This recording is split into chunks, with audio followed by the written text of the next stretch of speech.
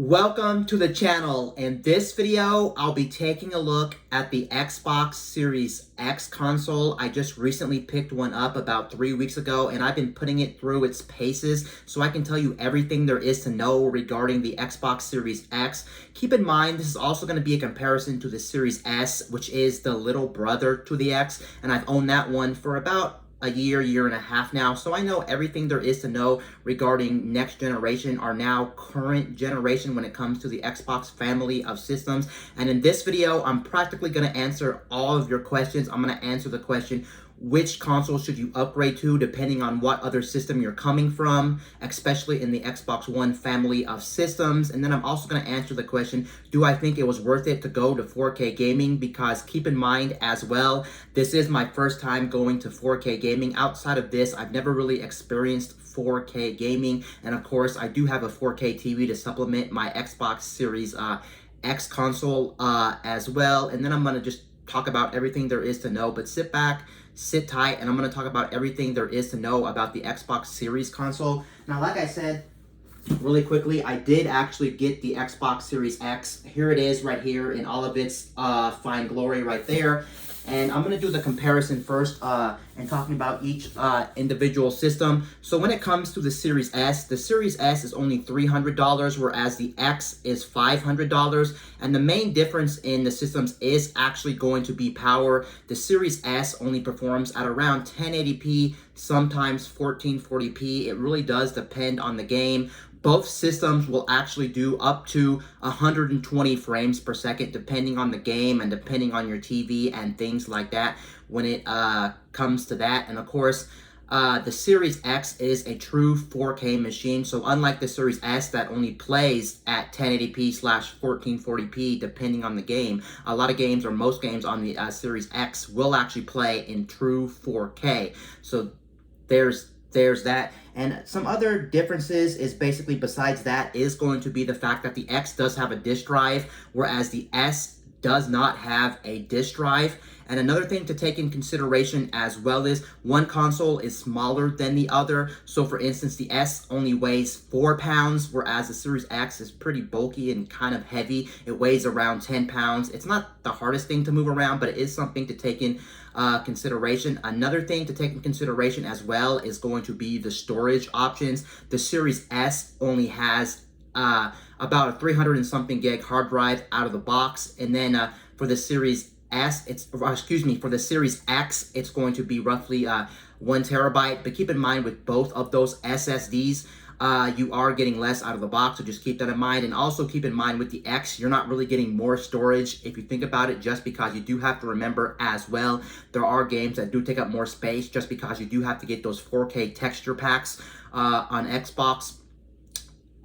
Another nice thing about both systems is the fact that I was super surprised, especially the Series X, that it was a really quiet system. When you actually use that thing in operation, even if you're gaming for 6 hours plus, you don't hear anything in operation. And I thought that was absolutely fantastic. Honestly, I was really surprised that was even the case, because even something like the Nintendo Switch, depending on what game you are playing and depending on how loud your TV is and depending on the situation and how long it's been on, you can actually kind of hear the fan going on the Switch depending on how taxing games are. But with the Series S and the X, especially the X, playing games at 4K resolution, you don't hear anything in operation. So I thought that was absolutely fantastic, and I was actually blown away. And that's absolutely an understatement, because you guys have to remember as well, there's a lot of other systems on the market, like last gen systems, whether it be the PS4, even some of the older Xboxes, that sounded like a jet engine going off in your room, and it was just annoying to hear the sound of the actual game system in operation. Don't get me wrong, if you put your head up to the Series S and the Series X, you can't hear the fan actually going, but it's so quiet, you can literally drop a pin in the room and you wouldn't even hear anything. That's how impressive it is. Also, I'm not sure how well it would hold up. Of course, I've owned the Series S now for about a year and a half now, and that thing is still quiet like the day I actually got it. And the X is still quiet as well. But of course, we'll have to wait years and years down the line to really see if dust builds up, if the fan gets old, and things like that, to really see if the fan noise is actually going to get louder or not get louder. When it comes to storage options as well, both systems actually allow you to as well plug in external hard drives and external SSDs. They both even have an external expansion slot where you can buy an external You can buy an expansion card from Seagate that actually plugs in directly to the back of the system in the expansion card slot. And that slot specifically, I think, allows up to 2 terabyte, but those cards are really, really, really expensive. So I highly recommend don't buying those. If you were to buy the expansion card for, I think, the Series S, it would be just about the same price as buying a Series X outright. So it honestly wouldn't make sense. Now, when it comes to storage options, keep in mind, if you play any games that are optimized with the Series X or S badge on it, you'll know when you're in the system settings, you'll see X or S on the actual badge of the game. Those games have to be played on either the internal memory or the expansion card slot. You cannot play them from an external hard drive or an external SSD you plug in via USB, because those drives are just too slow for next generation speeds. So keep that in mind. But you can sideload those optimized games to hard drive or to an external SSD, and any games that are backwards compatible as well, like old Xbox One games, Xbox 360 games, Xbox original games, you can actually keep on the external SSD or external hard drives that you do have plugged in, which is nice, and you can play them from those devices as well. Just keep in mind, again, the optimized games have to be played from the external expansion card or the internal memory as far as that. And another thing I really do like about both systems is the fact that I really do like the systems are a matte finish. I'm not really a fan of systems that are more of like a glossy finish. They might look better, but the thing is, for the most part, over time, they don't look better, even though they're more flashier and they're more vibrant, because you do have to realize with the gloss finish, most of the time it gets a lot of fingerprints, and it also gets a lot of scratches and things actually on the actual system. So in the long grand scheme of things, they just don't look good when they're actually glossy versus a matte finish. I also kind of like the design of the Xbox Series X. I kind of think it's cool. It's a refrigerator, or it's like a mini PC tower. I kind of do like that, at least compared to the PS5. We all know the PS5 looks very, very interesting. It kind of looks like a space heater or a Wi-Fi router or something like that, but it's very interesting. I'm not like really in love with the Series X's design, to be honest, but I do like it at least a little bit more than the PS5. If you were to ask me personally, everyone has their own personal take on that. And what else do I want to say about the differences and things like that? I guess that's really it, I guess. Oh yeah, this thing does actually support the X does actually support 4K 120 frames per second, but keep in mind it's going to be on a game-to-game basis, and that's really taxing. So most of the time on the X, you're not playing games at 4K 120, because that's just too demanding, even for the Series X, and even for the price you're paying, that's just way demanding. And even if games did support 4K 120, a lot of TVs out there don't support 4K 120, unfortunately, just because you do have to have HDMI 2.1, and a lot of displays just don't support HDMI 2.1. It's not like you can just run out and buy any 4K TV on the model, like a budget model, even if it's like $200, $300, $400, and get HDMI 2.1.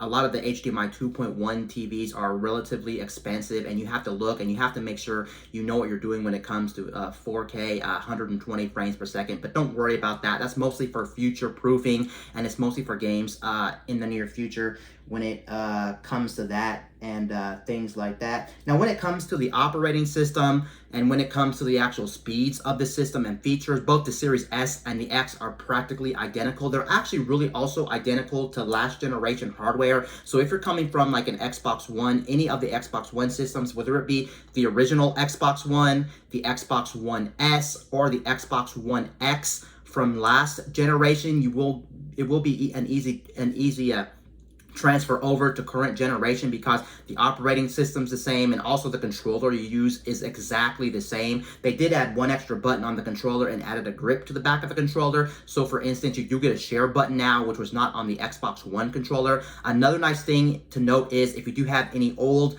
Xbox One controllers laying around, whether it's the Elite controller or regular controllers or special edition controllers, they will actually transfer over to the current generation, which is absolutely fantastic. And same thing with your games. Both of these systems are fully backwards compatible. Not every game is backwards compatible, and keep in mind as well, the Xbox Series S does not have a disk drive, so if you want a disk drive, you have to go with the Series X. Unfortunately, there's no other way around it. But the nice thing also about backwards compatibility is the fact that backwards compatibility is not just backwards compatibility for the sake of backwards compatibility. What do I mean by that? Well, really mean that a lot of games that you play from older Xboxes don't just play the same way they did back in the day. You're not just popping it in. You'd be popping in the disc, for instance, if you own a Series X, or downloading an old game from the store or from Games Pass on Series S, and actually getting benefits of the current generation. So resolutions will be higher,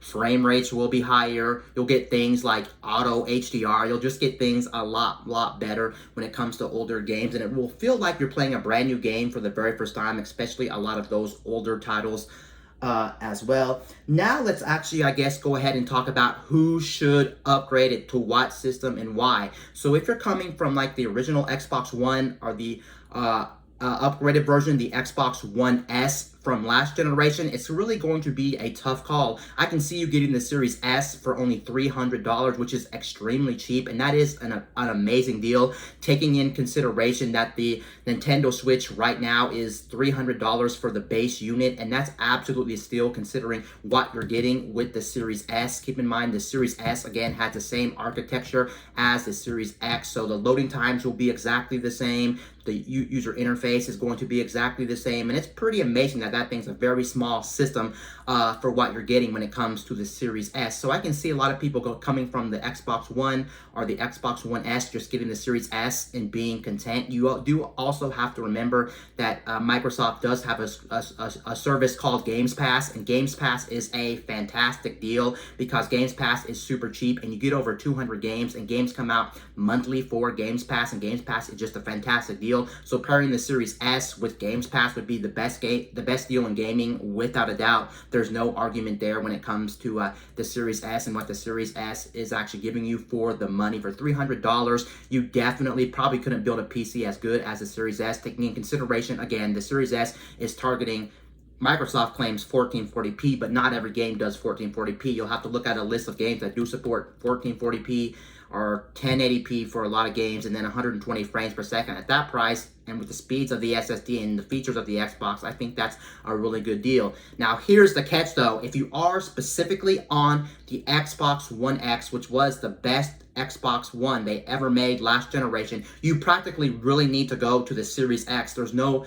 buts or ands about it. You need to be on the Series X. The reason you need to be on the Series X coming from the One X is the fact that the One X is a system that does technically support 4K. It's not true 4K for a lot of games. Sometimes it's dynamic upscaling, sometimes it's checkerboard upscaling and things like that. Some games may be played at 4K resolutions, but the thing is that does support 4K resolution. So if you were going to go to the Series S, it would pretty much be a downgrade in all aspects of the actual system.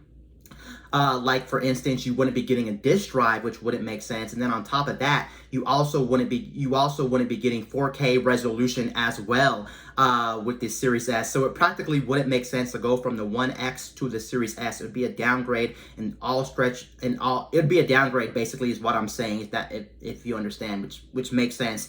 And then if you're thinking about which one you should go with, also, even if you're an Xbox original user or you're an Xbox One S user and you have a lot of disc and you're primarily a physical person who likes to buy a lot of their games physical, then I really recommend going with the Series X as well, because that does have a disk drive. And like I said before, the Xbox is backwards compatible with a lot of Xbox One games, 360 games, and original Xbox games, and the S just pretty much limits your options, especially if that's all you bought last generation and you really don't buy a lot of digital games. You're pretty much going to be limiting yourself. Granted, they do have a service called Games Pass now, which again I keep recommending, which you can actually go for, which is pretty cheap, and I really do recommend it because there's a lot of benefits which I won't get into right now, but there is a lot of benefits of that which you could get if you did get the Series S. That's what I would primarily recommend the Series S for. Now let's actually get into the meat and potatoes of this actual video, and let's actually answer the question: what are my thoughts of 4K gaming, especially already playing games at resolutions of 1440p on the Series S and things like that? Well, I'm just going to tell you right now, at the current moment, and with my 4K TV pretty much supporting all the bells and whistles of next generation, I'm pretty disappointed with the Xbox Series X. I do admit it is a beast of a console, but coming from the S and even playing games last generation at 1080p, it's not the leap that you were probably expecting. I also did forget to mention the nicest thing about both the Series consoles is if you plug it into a monitor or a TV, you do actually get to see what your TV is capable of in the settings. You just go to like TV and video or something like that, and then it'll have a list of things your TV supports, and it's very easy to understand. It'll say like your TV supports 4K, your TV supports 1080p at 120, 4K at 120. It supports Dolby Vision, Dolby Digital. It'll tell you everything your TV supports. And that's not just including the games.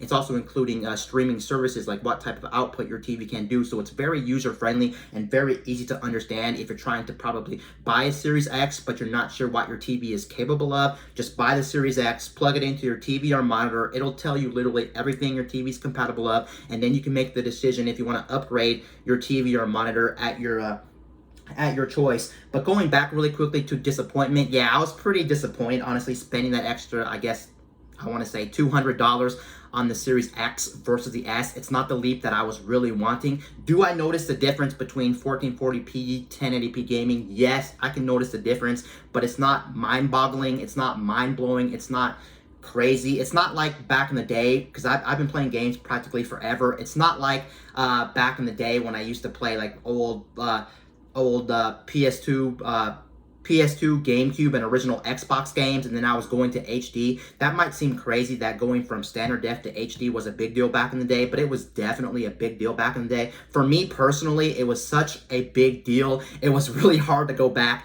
to standard definition, and that's also why when the Wii came out, I owned a Wii, but I really didn't play my Wii all that much, because when I first discovered HD gaming, I was like, oh my god, look how clear it is. It's definitely noticeable over 480p, and I was like, yeah, playing it even at 720p back in the day with some titles, I was like, yeah, I don't know if I can go back to standard definition. It's just so much clearer, and the future is here. But now the future is not here, because 4K is just not that better than 1080p, 1440p. I'm not saying it's not good. It's definitely amazing, and you can definitely see the differences, at least for me. It also really does depend on your situation, how big your TV is, how far you sit away from the TV. Do you play on a monitor versus a TV? Because keep in mind, monitors normally give you a better resolution just because they're much more smaller in general and things like that. So it's really going to depend on your setup, and can you notice a difference and can you not notice a difference. But games look very crisp and very clear, and I've pretty much thrown everything at this console that you can possibly think of. One thing to note, which I will say is great if you do pick up a Series X, especially if you play a lot of shooting games like me, I will say the extra resolution really does help in a lot of games, especially if you play a lot of games that are battle royales, like if you play Fortnite, if you play Apex, if you play I think I already said Warzone, Apex, Fortnite, those type of games, or just games where you have to shoot people long distance. Once you have to shoot people long distance, it's a little bit nicer than like 1080p or even 1440p, because you can see people in the distance a little bit clearer, so it's a little bit easier to hit your shot. That is something I do like. They don't look like a blob on the screen when they're like miles away in the distance. That's something I actually do like about 4K. But yes, going back to the games I played on this, I played a host of many different games on the Series X. I'm going to talk about some of the games that are standout games. There are a whole bunch of must-play games, definitely, if you are on the X. Let's start off with those must-play games. I would definitely say the must-play games on the X, without a doubt, are definitely Halo Infinite. I know a lot of people don't like the situation over at 343 right now. That is totally understandable, but if you do have a Series X, you do need to try Halo Infinite. Now, Halo Infinite is free for the multiplayer PvP aspect of the game, not the actual story mode. But if you do want to at least check out the graphics, I highly recommend just downloading it and messing around with the PvP, because again, the PvP is actually free on Xbox. Another standout game, of course, which is literally advertised on the box, which is funny that this game didn't come out at launch, which is Forza Horizon 5. Forza Horizon 5 is one of the best. Oh, excuse me, I didn't mean to hit that. That was a little mistake. But what I was saying was, Forza Horizon 5 is definitely one of the best, if not the best looking games, period, on the Series X, without a doubt. Playing that game at 4K 30 or 4K 60 is absolutely amazing. I also did forget to mention, with this generation specifically more than other generations, a lot of the times in a lot of different games, you will have to choose different modes. You can't get the best of both worlds. Most of the time, you'll have to choose between you'll have to choose between performance and resolution modes in a lot of these games. So pick your poison. Honestly, if you were on the Series X, maybe just go with the resolution mode. I do know you do lose performance, especially if you're playing like multiplayer games. The frames are a little bit lower, but you do have to take in consideration that you are spending about $500 for this system, and that's actually a lot of money, and you kind of want to see what 4K has to offer. But then again, you can just play around with the modes. There's no shame in that, and you already have the upgrade right there. Another game that's absolutely a must-play game is definitely Gears 5, and specifically in Gears 5, you want to play the Hayabusa DLC. Without a doubt, I agree with everybody. The Hayabusa DLC on Gears 5 is phenomenal. If you haven't played that campaign DLC, that definitely shows the power of the Series X and how crispy and how clean graphics can actually be on a 4K TV with all the bells and whistles. If you have a TV that's capable of that, that's something I do like that. Some other standout games that absolutely look phenomenal are, without a doubt, Fortnite. I know Fortnite is a free-to-play cartoony game, but in 4K, that game looks amazing. Another one that's definitely a standout game for a lot of people is Apex Legends. Apex Legends in that full 4K and how smooth that game is. It's just an amazing game on the Xbox Series X.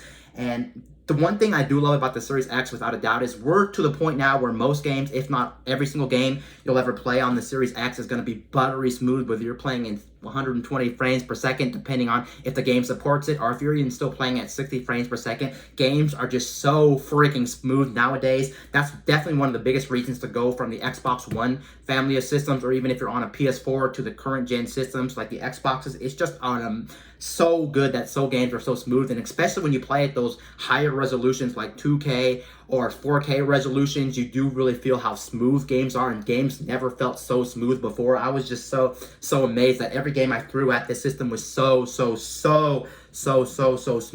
And then outside of those games, I did play a lot of Games Pass games because I am a Games Pass member. I played games from indie games, I played games like AAA games, I played first-party Microsoft titles. Pretty much everything I threw at this system was absolutely fantastic. One nice thing, talking about Games Pass really quickly, which I'm not going to touch on too much in this video.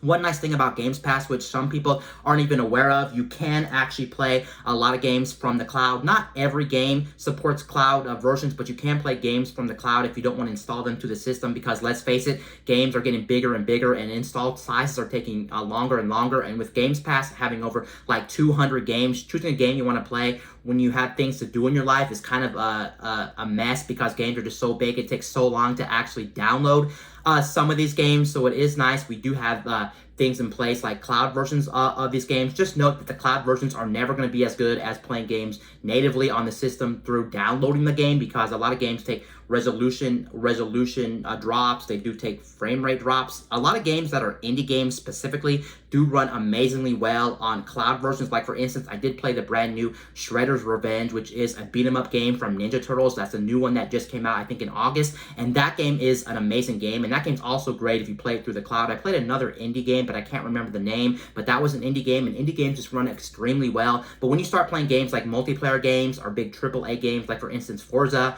or Halo on the cloud, that's when you really start noticing the resolution drops and really the frame rate drops, and those games are practically unplayable, because you could definitely notice the difference between natively and from the cloud. And keep in mind as well, I actually play my Xbox connected to an Ethernet cable, and I actually have a 1 gig connection as well, which is pretty freaking fast, and to say the least, it just doesn't hold up, and you can definitely notice the difference. So for the most part, you want to play games natively, but that is a nice feature anyway, and you can just mess around with it. There's no guilt in just booting up a game from the cloud and seeing how fast it plays, like how instant it boots up. You're playing the full fat game. Sure, you have some sacrifices, but if you're playing a single player game or maybe an indie game that's not really too intensive or too graphically intensive, you can try it out. And that's it. I think another thing that really disappoints me with the graphics is the fact that every single game that you're going to be playing on, for instance, the current gen consoles, the X or the S, is going to be games that are also backwards compatible with the Xbox One, and that's kind of a downside if you think about it. Since there is no exclusive games yet to the Xbox Series S and X and PC yet, a lot of things still run on the original Xbox One family of consoles, like the new Halo Infinite, Forza Horizon 5, and a lot of these other games that are coming out. It kind of hinders what this system can do. We'll really have to see the power of this system when we finally get games that are going to be exclusive to the Series X and S and PC. They're not going to be exclusive. They're not going to be cross-generation. We're still in that weird space where a lot of games are being held back from cross-generation. A lot of these games are still being supported on the PS4 and the old Xbox One, and that is going to ultimately hurt, because the engines are just downscaled. And keep in mind as well, I don't think there's any game currently on the market that does actually support newer engines when it comes to game engines. I don't even think there's any game right now that does actually support Unreal Engine 5. We did get a demo for Unreal Engine 5, but that demo for Unreal Engine 5 was pretty much a test. And like I said again, I don't think there's any games that do support Unreal Engine. And also keep in mind, I don't think a lot of games do truly support ray tracing. If you're unfamiliar with ray tracing technology, which current gen hardware does support ray tracing is basically a solution that pretty much makes shadows in games look more realistic than ever, and that ray tracing technology doesn't really support every single game. I think even for the Series X and even for the PS5, that would be pretty taxing if you wanted to actually play games with ray tracing 4K and 120 frames per second. I don't think the $500 Xbox Series X could even handle that, but once more games become more optimized, once they leave the Xbox One in the dust and the PS4 in the dust, I think that's when we'll see games look slightly better, and even with slightly better game engines like Unreal Engine 5. The tech demo for Unreal Engine 5 was definitely amazing. I'm not denying that. That was absolutely fantastic, and I loved everything about that demo. But for the most part, what I want to say is, am I disappointed with my actual purchase? Yes and no. It's hard to say. It is nice for the extra money. If you are upgrading from the Series S, you would be getting, again, a disk drive for all those physical games. If you're a physical collector, you would be getting a little bit extra storage, and you would getting a bump to 4K, and you would practically be future-proofing yourself. If you're on the Series S, I did forget to mention, I don't think it's worth the upgrade, honestly. Just save your extra $200. Maybe, unless you just want all your physical games and you have a big library, maybe go to the Series X because you'll be able to play a lot of your older games. But for the most part, I just cannot recommend it to Series S owners. And please don't feel like you need to upgrade to the Series X. It's just really not worth your time. I think you'll be in a situation like me where you'll be like, yeah, you can definitely notice the game's looking more crispier, but it's not a night and day difference. It's not a mind-blowing difference like back in the day. It's not like, oh my God, I'm in the future. I'm like in the year 3000 or something. It's not mind-blowing because you can only do so much with graphics, and considering you're mostly playing older games on older systems, whether it's Xbox One, 360, or the original Xbox, and you're playing cross-generation games like Halo Infinite and also Forza Horizon 5, it's just not the leap you're probably going to be looking for. So please do not actually buy this if you are a Series S owner. Please, you'd be wasting your time. And yeah, with both these consoles as well, just buy yourself Games Pass. You'd be saving yourself a lot of headache because that gives you every first-party title. And you do have to remember as well, Microsoft has been buying a lot of first-party studios up as well. We got their normal first-party titles they've had forever, like Halo, Gears, Forza. And then they of course, a couple of years ago, they bought Bethesda out. So any Bethesda property like Fallout, Skyrim, and now Starlink, I think is coming out next year. And that's going to be a day one game on Games Pass, so that's pretty sweet. And then they did recently buy Activision Blizzard, so maybe anything Activision Blizzard will be coming to Games Pass in the near future, like maybe a Call of Duty, which everyone wants on Games Pass. Even if it's an older Call of Duty, that would still be pretty freaking sweet. Of course, they own Diablo, they own World of Warcraft, they own a lot of stuff, so that's pretty nice. But yeah, overall, I guess torn with this system, to be honest. I'm just keeping it real with you guys. I guess the biggest thing as well is, am I going to keep this system or am I not going to keep the system? I'm going to wait it out a little bit and then really truly decide,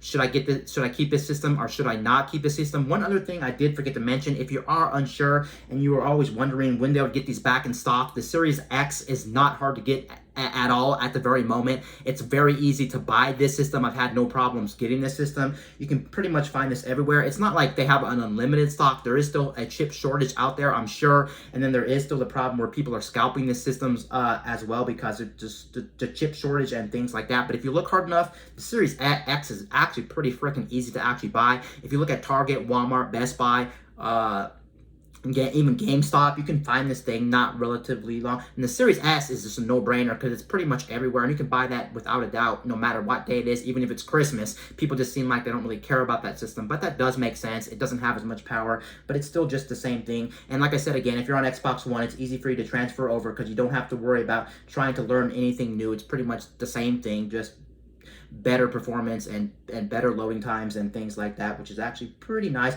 It's also a shame too, I kind of wish that the Xbox Series X would have faster loading times than the S. I know they share the same architecture, and that does make sense, the same SSD speeds. I just wish the SSD speeds would be a little bit faster on the X if you're paying that little extra money, but I guess it's okay, especially since we have things like Quick Resume now. It kind of takes loading times out of the equation, especially if you switch games a lot on the Xbox S or X. It's pretty much night and day. You don't have to load up games anymore. You can switch between a couple of different booted up games in one play session. Not that a lot of people do that in the first place, but it's also nice if you turn your system off. Quick Resume still stays operational, and you can still use Quick Resume, which is nice. Like when you first boot up your system from a cold boot, if you have it on like energy saver mode, it'll boot up the Xbox with the Xbox logo, and then when you go into your game, the last game you played will pretty much be in Quick Resume, and it'll boot up instantly, and you don't have to worry about loading the game from scratch, which is nice. But yeah, that's pretty much all I wanted to say about the Series X and X. I might do more videos on the future when I find more little tips and tricks, or like maybe for instance when I learn more stuff about it, but that's pretty much all you need to know about the Series S and X. I answered everything. Anyway, guys, this is Wayne from My Tech News, signing out.